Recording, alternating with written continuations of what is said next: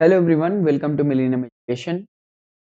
तो उम्मीद करता हूँ सभी अच्छे होंगे और क्लर्कशिप की प्रिपरेशन भी सबकी बहुत अच्छी चल रही होगी। फूड एसआई मार्च में होने वाला है, क्लर्कशिप एंड ऑफ मई या फिर जून में हो सकता है। तो प्रिपरेशन के दौरान आपको पता होगा कि वेस्ट बंगाल ज्योग्राफी से बहुत सारे question. So this is our static GK's class 3 where we are going to discuss West Bengal geography's most important MCQs और हम बहुत सारे important topics भी इसमें discuss करने वाले हैं। तो before we advance, हम उम्मीद करते हैं कि आप इस वीडियो को लाइक करेंगे, सब्सक्राइब करेंगे और हमारे वीडियो को ज़्यादा लोग शेयर करेंगे। चलिए स्टार्ट करते हैं हमारा वीडियो। तो the first question is 3 bigha corridor links India and Pakistan, India and Bangladesh, India and Vietnam and India and Afghanistan. तो आपको पता होगा 3 बीघा कॉरिडोर इंडिया और बांग्लादेश के बीच एक बहुत ही इम्पॉर्टेंट इशू था एक टाइम पीरियड में, जो कि 2015 में रिजॉल्व हुआ बाय ट्रांसफरिंग द इनक्लेव्स। तो इसके डिटेल्स को समझते हैं। 3 बीघा कॉरिडोर स्टार्टिंग से ही, क्योंकि वेस्ट बंगाल और ईस्ट बंगाल जब आपस में डिवाइड हो गए थे, स्टार्टिंग से ही पहले पाकिस्तान के साथ हमारे एक रिलेशन के एक प्रॉब्लम था। उसके बाद जब 1971 में बांग्लादेश आज़ाद हो गया, तो बांग्लादेश के शेख मुजीबुर रहमान के साथ में एक ट्रीटी साइन हुई कि 1974 में इनक्लेव्स को ट्रांसफर किया जाएगा। ऐसा था कि 102 इनक्लेव थे बांग्लादेश में जो कि इंडिया के थे, और 71 इनक्लेव्स थे बांग्लादेश के जो कि इंडिया में थे। अल्टीमेटली ये टाइम बहुत ज्यादा ले चुके थे हम लोग, तो 92 में इस कॉरिडोर को, ये स्ट्रिप ऑफ लैंड को बांग्लादेश को लीज के ऊपर दिया गया। लेकिन फाइनली ये जो प्रोसेस है वो 119 अमेंडमेंट बिल के द्वारा मई 2015 में ट्रांसफर किया गया बांग्लादेश को। अल्टीमेटली यहां से समझ में ये आता है कि 3 बीघा कॉरिडोर के जो इनक्लेव्स थे और इनक्लेव्स के अंदर में भी सब इनक्लेव्स थे, उनको ट्रांसफर कर दिया जा चुका है और ये डिस्प्यूट ऑलरेडी। चलते हैं क्वेश्चन नंबर 2 की तरफ। The question is Damodar Valley Multi-Purpose Project was designed after. So Damodar Valley Multi-Purpose Project was designed after Tennessee Valley Project of USA. तो ये जो प्रोजेक्ट था इसका डिटेल अगर आप समझना चाहते हैं तो याद करेंगे कि ये जो प्रोजेक्ट था ये इंडिया का पहला मल्टीपर्पज रिवर वैली प्रोजेक्ट था। ठीक है, इस प्रोजेक्ट के मेन डिजाइनर जो थे वो इंडिया के एस्ट्रोफिजिसिस्ट मेघनाथ साहा थे, जो कि इस रिवर प्लानिंग के प्रोजेक्ट के पहले चीफ आर्किटेक्ट थे और ओरिजिनल प्लान उन्होंने ही ड्रॉ किया था। आज के डेट में ये कब फाउंड हुआ था दामोदर वैली कॉर्पोरेशन? तो 1948 में दामोदर वैली कॉर्पोरेशन बना, जिसका क्वार्टर कोलकाता में है। और अभी प्रेजेंटली उसके चेयरमैन कौन है? श्री एस सुरेश कुमार। अल्टीमेटली इसके ऊपर बहुत सारे प्रोजेक्ट बने हुए हैं, लेकिन इनका पहला प्रोजेक्ट जो कि दामोदर वैली मल्टी प्रोजेक्ट के अंदर में बना है, वो पहला प्रोजेक्ट क्या था? तो बराकर के ऊपर में बना था तिलैया डैम। तो first project to be built on Damodar was Tilaiya dam. Second project जो बना इसके ऊपर बना था कोनर डैम, जो कि कोनर रिवर के ऊपर है, ये भी ट्रिब्यूटरी है दामोदर का। थर्ड डैम जो बना था वो बराकर के ऊपर बना था, जिसका नाम है माइथन डैम। तो ये डैम्स बनने के बाद चौथा डैम बना दामोदर के ऊपर, दैट इज पंचेत डैम 1959 में। उम्मीद करता हूं ये आपको समझ में आया होगा। चलते हैं क्वेश्चन नंबर 3 के ऊपर। The renowned white sand beach specially known for the migratory bird is Junput beach, Frasergunj beach, Shankarpur beach. तो याद रखेंगे फ्रेजरगंज बीच जो कि साउथ 24 परगना में है, जिसे एंड्रू फ्रेजर के नाम पे रखा गया है। सो एंड्रू फ्रेजर के बारे में पहले डिस्कशन कर लेते हैं। एंड्रू फ्रेजर जो कि लेफ्टिनेंट गवर्नर थे बंगाल के when Bengal partition was announced.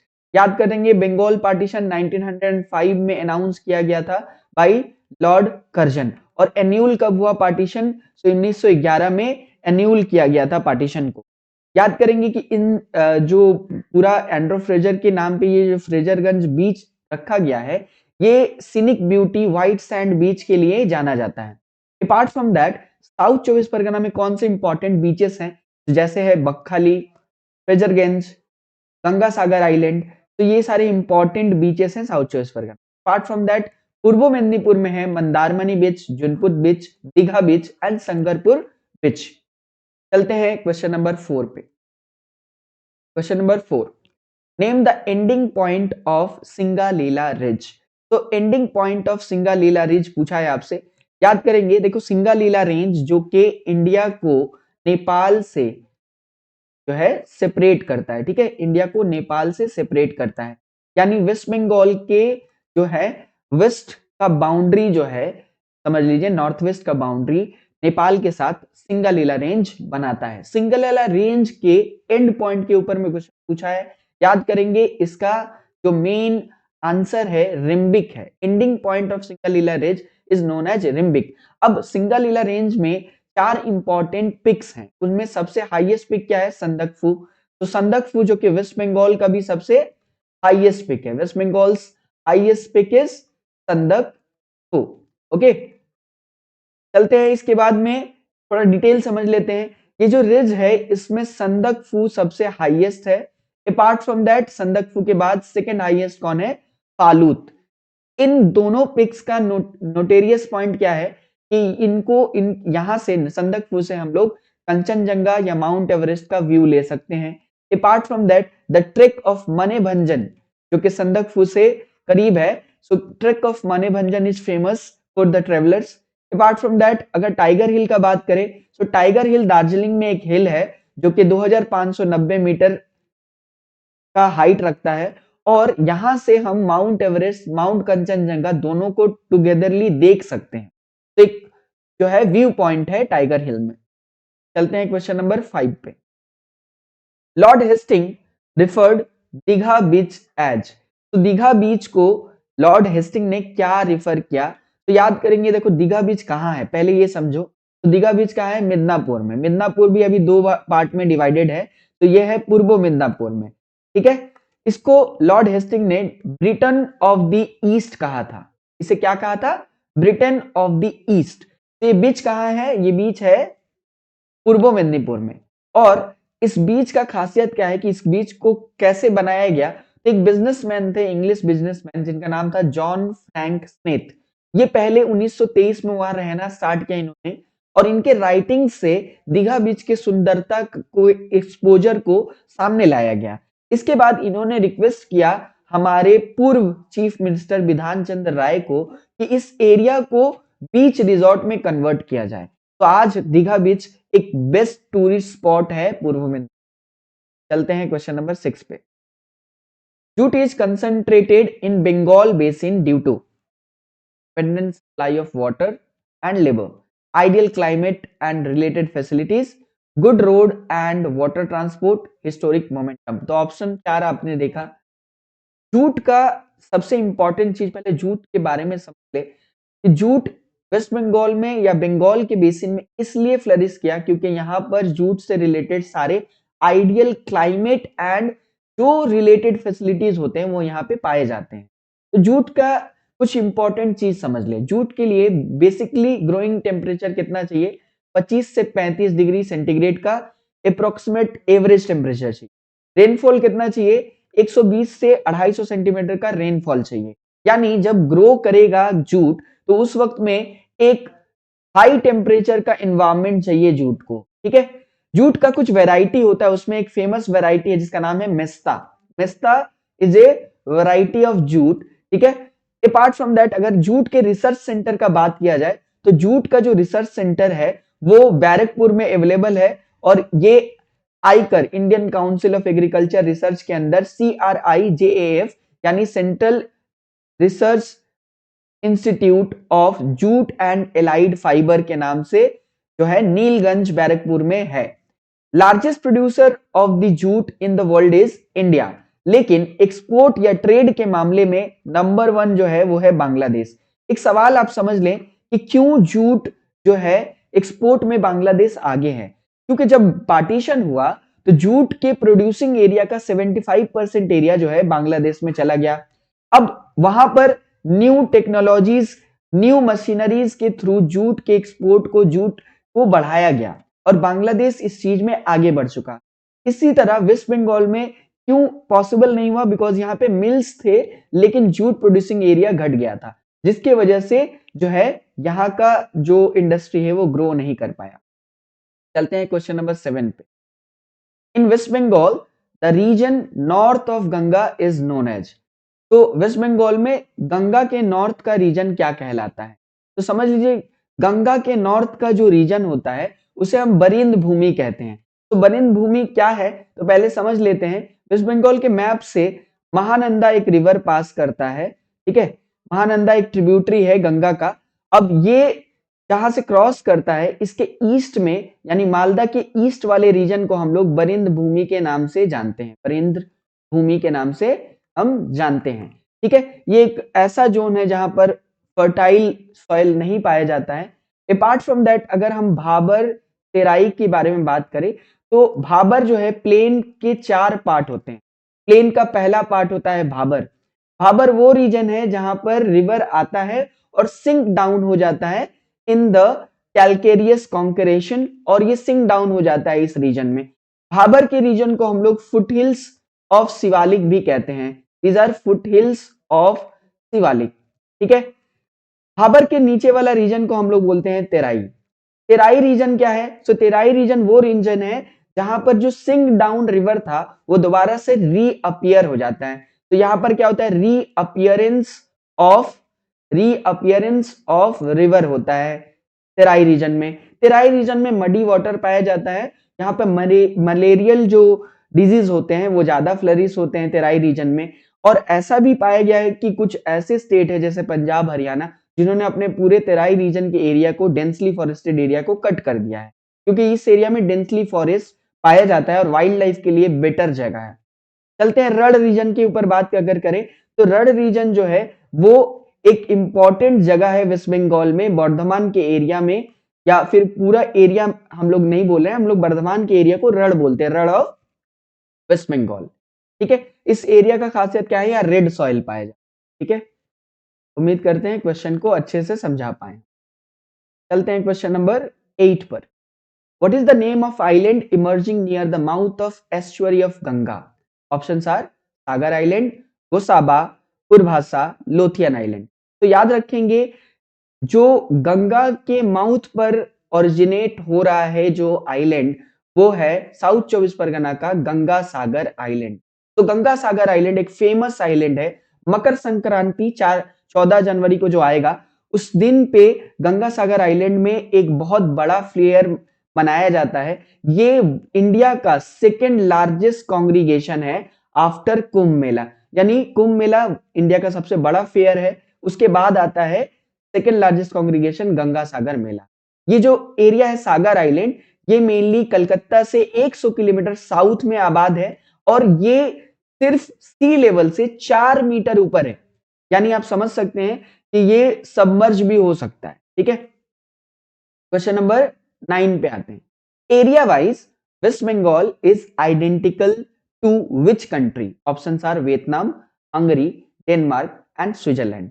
तो एरिया के हिसाब से वर्ल्ड के हंगरी के बराबर है हमारा वेस्ट बंगाल, ठीक है। Area wise it is equal to Hungary. हमारा वेस्ट बंगाल का एरिया कितना है? 88752 किलोमीटर स्क्वायर किलोमीटर, ठीक है। तो ये हमारे वेस्ट बंगाल का एरिया है और एरिया वाइज ये हंगरी के बराबर है। हंगरी का कैपिटल क्या है? बुडापेस्ट। बुडापेस्ट वहां का सबसे बड़ा जो है सिटी है। हंगरी के अभी प्रेजेंट प्राइम मिनिस्टर कौन है? तो Victor Orban is the prime minister of Hungary. Hungary एक लैंडलॉक कंट्री है in the Central Europe. Question number 10. Which of the following is not part of newly announced district of West Bengal? तो आपको पता होगा कि last year Mamata Banerjee ने 7 new district बनाने का अनाउंसमेंट किया था। उस 7 न्यू डिस्ट्रिक्ट में कौन कौन से डिस्ट्रिक्ट होंगे? तो बहरमपुर बनाया जाएगा, जंगीपुर बनाया जाएगा, सुंदरबन बनाया जाएगा, बसीरहाट बनाया जाएगा, इच्छामती, ठीक है, रानाघाट और विष्णुपुर। ये 7 डिस्ट्रिक्ट बनाने का प्लान बनाया गया है, ये अनाउंस किए गए हैं। तो इस ऑप्शन के हिसाब से कौन पार्ट नहीं है? तो देखिए इसमें से नन, ये सारे जो है it is not newly announce, इसका मतलब ये सारे हैं उसमें, बसीरहाट भी है, बहरमपुर भी है, इच्छामती भी है, तो नन, ठीक है। Question number 11। Who is the present speaker of waste Bengal legislative assembly? तो ये आपको वेस्ट बंगाल लेजिस्लेटिव असेंबली के बारे में सवाल दिया गया। पहले समझते हैं वेस्ट बंगाल लेजिस्लेटिव असेंबली। तो याद होगा इंडियन काउंसिल एक्ट ऑफ 1862। तो इंडियन काउंसिल एक्ट ऑफ 1861 जो कि 1862 में इंप्लीमेंट किया गया, इस एक्ट के द्वारा वेस्ट बंगाल में लेजिस्लेटिव काउंसिल बनाया गया था जिसमें 12 मेंबर्स थे उस वक्त। ठीक है, बाद में जो है ये चेंज होता गया और West Bengal legislative assembly government of India act 1935 के अनुसार बनाया गया था। इसमें अभी प्रेजेंट कितने लोग हैं? तो 294 मेंबर्स हैं इसमें। ठीक है, वेस्ट बंगाल लेजिस्लेटिव असेंबली ने रिसेंटली एक अपना बिल भी पास किया था टू बिल्ड और to establish a new legislative council. ठीक है, सो लेजिस्लेटिव काउंसिल बनाने के लिए बिल भी पास किया है वेस्ट बंगाल असेंबली ने। तो अभी प्रेजेंटली इसके स्पीकर है बिमन बनर्जी और डिप्टी स्पीकर है आशीष बनर्जी। अगर आपसे पूछता कि West Bengal assembly legislative assembly की पहली स्पीकर या पहला स्पीकर कौन था, तो याद रखेंगे शैला कुमार मुखर्जी। ये इसके पहले स्पीकर थे आफ्टर इंडिपेंडेंस इंडिया। इंडिया में इंडिपेंडेंस आ जाने के बाद पहला स्पीकर कौन था? शैला कुमार मुखर्जी। तो ये डिटेल्स आपको बताया गया। इसका जो हेडक्वार्टर अभी कहाँ है? तो बीबीडी बाग कोलकाता में इसका हेडक्वार्टर है और ये एक यूनिकैमरल लेजिस्लेचर है एट प्रेजेंट। अगर लेजिस्लेटिव काउंसिल बन जाता है तो ये बाइकैमरल हो जाएगा। क्वेश्चन नंबर 12 पे चलते हैं। The oldest coal field of Damodar valley region is, options are Talcher, Bokaro, Raniganj and Bishrampur. तो पहले कोल फील्ड के बारे में अगर बात करते हैं हम लोग, तो याद रखेंगे oldest coal field is Raniganj. Raniganj जो कि पश्चिम वर्धमान में एक जगह है, ये दामोदर वैली में जो है सबसे ओल्डेस्ट कोल फील्ड है। दामोदर वैली के बारे में हम लोग जानते हैं, it is home to the largest coal mines, Jharia coal field, ठीक है, रानीगंज कोल फील्ड, ये दोनों कोल फील्ड दामोदर वैली के पार्ट हैं। झरिया जो कि लार्जेस्ट कोल फील्ड है इंडिया का, Raniganj second largest coal field है इंडिया का। Apart from that Bokaro, Giridih, Korba, ये सारे जो है दामोदर कोल फील्ड के पार्ट हैं। अगर हम लोग जियोलॉजिकल यूनिट के हिसाब से बात करें कि कौन सा सबसे ओल्डेस्ट कोल फॉर्मेशन रखता है, तो काड़ाबाड़ी फॉर्मेशन जो कि ओल्डेस्ट कोल फॉर्मेशन है इंडिया का। अगर पूछे कभी एग्जाम में ओल्डेस्ट कोल फॉर्मेशन इंडिया का कहां है, तो हम लोग बोलेंगे Karharbari formation of the coal is oldest coal formation in India. Question number 13 पे चलते हैं। In waste Bengal export processing has started functioning at, तो वेस्ट बंगाल में एक्सपोर्ट प्रोसेसिंग कहां पर स्टार्ट हुआ है? तो वेस्ट बंगाल में एक्सपोर्ट प्रोसेसिंग स्टार्ट हुआ है at Haldia, sorry export processing at Falta. अब इस ऑप्शन में अगर हम लोग बात करते हैं तो हल्दिया नहीं होगा, फाल्टा होगा। अगर हम बात करते हैं फाल्टा के बारे में, तो एक्सपोर्ट प्रोसेसिंग कौन सा जोन होता है? एक स्पेशल एरिया है जहां पर टैरिफ यानी टैक्सेस एलिमिनेट किए जाते हैं ताकि फॉरेन डायरेक्ट इन्वेस्टमेंट या न्यू बिजनेसेस इन एरिया में सेटअप किया जा सके। एशिया का पहला एक्सपोर्ट प्रोसेसिंग जोन कहां पे स्टैब्लिश हुआ था? याद रखेंगे कांडला में। कब? 1965 में। ठीक है, इसके अलावा स्पेशल इकोनॉमिक जोन्स ये भी एक ऐसे एरियाज होते हैं जहां पर जो है आपका टैरिफ्स नहीं लिया जाता है और इसके पॉलिसी अनाउंस किए गए थे 2000 साल में, सन 2000 में अनाउंस किया गया था स्पेशल इकोनॉमिक जोन का पॉलिसी। ठीक है, चलते हैं क्वेश्चन नंबर 14 में। The downstream industries are coming up at, तो डाउनस्ट्रीम इंडस्ट्रीज क्या होते हैं पहले ये समझ लीजिए। तो जो ऑयल का जो सेक्टर होता है ना, क्रूड ऑयल का जो सेक्टर, उसको 3 हिस्सा में हम लोग डिवाइड कर सकते हैं, अपस्ट्रीम, ठीक है, डाउनस्ट्रीम एंड मिडस्ट्रीम। तो ऑयल एंड गैस इंडस्ट्री को हम लोग 3 हिस्से में डिवाइड कर ले। डाउनस्ट्रीम सेक्टर का मेन काम क्या होता है? It's main work is refining of petroleum crude oil and processing and purifying the raw natural gas. इसका मेन काम होता है रिफाइन करना पेट्रोलियम क्रूड ऑयल को और प्यूरिफाई करना नेचुरल गैस को। तो ये इंडस्ट्री हमारे वेस्ट बंगाल में हल्दिया में ज्यादा फ्लरिश कर रहा है, या ऑलरेडी पेट्रोकेमिकल के बहुत सारे बिजनेसेस यहाँ पे सेटअप हैं। एक एग्जांपल देता हूं, जापानीज कंपनी मित्सुबिशी ने भी इस एरिया में भी अपना chemical and sorry oil processing plant बनाया है। ठीक है, सो ये एक मेजर ट्रेड पोर्ट भी है नियर कोलकाता। क्वेश्चन नंबर 14 में जाने से पहले, अच्छा अदर क्या क्या इंडस्ट्रीज हल्दिया में फ्लरिश कर रहे हैं? तो हल्दिया में engineering, automobile, electricals, food processing, packaging and building materials के भी इंडस्ट्रीज ग्रो कर रहे हैं हल्दिया में। चलते हैं क्वेश्चन नंबर 15 पे। Adra of Purulia is known for, options are fishing industry, railway junction, district headquarter, health resort. तो याद रखेंगे आद्रा ऑफ पुरुलिया जो है ये south eastern zone of Indian railway, इसके अंदर में एक रेलवे जंक्शन है। तो अब बात करते हैं साउथ ईस्टर्न रेलवे जोन के ऊपर। तो 19 रेलवे जोन है इंडिया में, उसमें से एक है साउथ ईस्टर्न रेलवे जोन। इसका हेडक्वार्टर कहां है? तो इसका हेडक्वार्टर है गार्डन रिच, कोलकाता में। ये कब से ऑपरेशनल है? 1955, 1 अगस्त 1955 से ये ऑपरेशनल है। और इसके अंदर में बहुत सारे रेलवे स्टेशन है साउथ ईस्ट रेलवे जोन के अंदर में, उसमें से एक है Adra railway station, Chakradharpur railway station, Kharagpur railway station and Ranchi railway division. ये तीनों जो हैं, ये चारों जो हैं, ये रेलवे जंक्शंस पार्ट हैं साउथ ईस्टर्न रेलवे के। चलते हैं question number 16। Cinchona cultivation, cinchona cultivation is mainly practised at Alipurduar, Mungpoo and Munsong, Buxa, Cooch Behar. तो पहले सिंकोना के ऊपर बात कर लेते हैं। तो कार्लस लिनियस, जिन्हें हम लोग फादर ऑफ मॉडर्न टेक्सोनोमी भी बोलते हैं, ये पहले ऐसे साइंटिस्ट थे जिन्होंने बोटानिकल जीनस ऑफ सिंकोना 1742 में इस प्लांट को जो है खोज करके निकाला। सिंकोना का खासियत क्या है? इसमें से क्विनीन नाम का एक स्पीसीज इल्ड निकलता है, जिसको हम लोग मलेरियल एक्टिविटी या मलेरिया की बीमारी से बचने के लिए इस्तेमाल कर सकते हैं।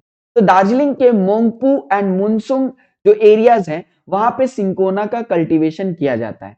बंगाल के प्रेसिडेंसी में डॉक्टर थॉमस एंडरसन ने सबसे पहले, जो कि superintendent of royal botanical garden Calcutta के थे सुप्रिटेंडेंट, उन्होंने इस प्लांट को लगाया। उनके डायरेक्शन पर सिंकोना कल्टीवेशन बंगाल प्रेसिडेंसी में स्टार्ट हुआ ग्रो करना। चलते हैं question number 17। According to West Bengal census 2011 the female literacy rate is. तो वेस्ट बंगाल 2011 के सेंसस के अनुसार वेस्ट बंगाल का फीमेल लिटरेसी रेट है 70.54%। लेकिन अगर हम वेस्ट बंगाल के सेंसस के ऊपर बात करें तो हमें कुछ डिटेल्स समझ लेना बहुत ज्यादा अच्छा होगा। वेस्ट बंगाल के 2011 के सेंसस के अनुसार द एवरेज लिटरेसी रेट जो बोला गया वो कितना है? 76.26%, जो कि ग्रेटर है इंडिया के लिटरेसी रेट के अनुसार 72.98% से ज्यादा है। दूसरा कि यहाँ का मेल लिटरेसी है 81.69% एंड फीमेल लिटरेसी है 70.54%। अपार्ट फ्रॉम दैट अगर वेस्ट बंगाल का टोटल लिटरेसी रेट पूछता तो हम लोग करेंगे 76.26%, और यहाँ इंडिया के साथ कंपैरिजन आपके सामने पेश किया गया। चलते हैं क्वेश्चन नंबर 18 पर। In waste Bengal silk industry is found at. West Bengal में फिर सिल्क इंडस्ट्री कहां देखने को मिलता है? नदिया, नॉर्थ चौबीस परगना, मुर्शिदाबाद, हुगली। तो वेस्ट बंगाल में सिल्क इंडस्ट्री ग्रो कर रहा है मुर्शिदाबाद में। सिल्क इंडस्ट्री जानते हैं हम लोग, सिल्क कुकून से ये बनता है और इसे हम लोग सेरी कल्चर भी कहते हैं। ठीक है, सेरी कल्चर भी हम लोग कहते हैं। अपार्ट फ्रॉम मुर्शिदाबाद बहुत सारे ऐसे एरिया हैं जहां पर ये इंडस्ट्री बहुत ज्यादा फ्लरिश हो रहा है। For example Shantipur and Phulia in Nadia district, Dhaniakhali and Begampur in Hooghly and also Bishnupur of Bankura. ये सारे एरियाज ऐसे हैं जहां पर सिल्क प्रोड्यूसिंग सेंटर्स जो हैं डेवलप हो रहे हैं वेस्ट बंगाल। चलते हैं क्वेश्चन नंबर 19 पर। The highest population growth rate in 2011 census is of Nadia, Uttar Dinajpur, Dakshin Dinajpur, Hooghly. पहले आप कंफ्यूज हो जाओगे कि हाईएस्ट पॉपुलेशन ग्रोथ रेट तो नॉर्थ 24 परगना का है, यानी ये क्वेश्चन इज नॉट कि इनमें पूछा है, अमॉन्ग दीज डिस्ट्रिक्ट्स। ठीक है, अमॉन्ग दीज 4 डिस्ट्रिक्ट्स किसका पॉपुलेशन सबसे ज्यादा है। तो ये क्वेश्चन बहुत ही इंपॉर्टेंट है कि इसमें आपको हमेशा टॉप मोस्ट पूछेगा नहीं। तो नॉर्थ 24 परगना के बाद फॉलोड बाई है साउथ 24 परगना।